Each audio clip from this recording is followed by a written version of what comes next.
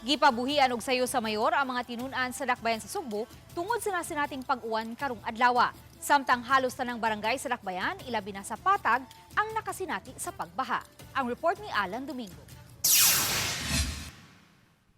Naabda namo kini pipila ka mga tawo nga nang hinlo sa ilang palibot human miagi ang kusog ug lawom nga baha kagahapon adlaw sa Lapa Loma Subdivision sa Barangay Tisa. Kining dapita ang nag-viral human nahimong sapa ang ilang karsada nga giagian sa baha. Nasudlan sa baha ang balay ni Rene Lucero. Baha po say, porting baha rin ato dito no. Para. So kay kagahapon Porting suga sus. Ayun, makita ang basura diyan nga gikan sa ibabaw gyud. Dining dapita nga nahisama sa sapa nga kusog kayo ang bulog sa tubig dihang mibundak ang uwan. Mo ni ang taud-taud nga problema sa mga mulupyo dinhi niining dapita. Samtang sa sitio Tambisan, matod ni Ami Cabarubias mas lawom ang tubig. Sa sudlunong dapit sa sitio Tambisan kay miabot sa second floor ang tubig.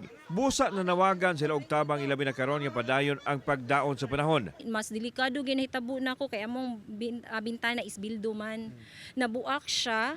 Unya ang akong kabinet nga ang mga sulod is mga plato. So di na ko kalihok ni ambak jud ko and then anod ko mga butang natog mga 3 meters guro.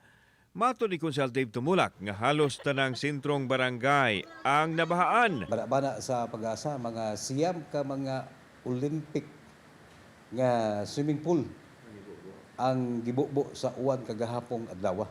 Ang land development sa kabukiran ug ang basura ang lakip sa gitumbok hinungdan sa dali nga pagsaka sa tubig.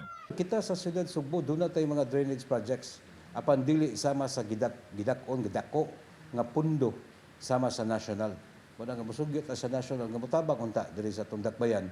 Samtang gipabuhian sa mayor, ang mga estudyante pasado alauna ganing hapon tungod sa nasinating pag-uwan.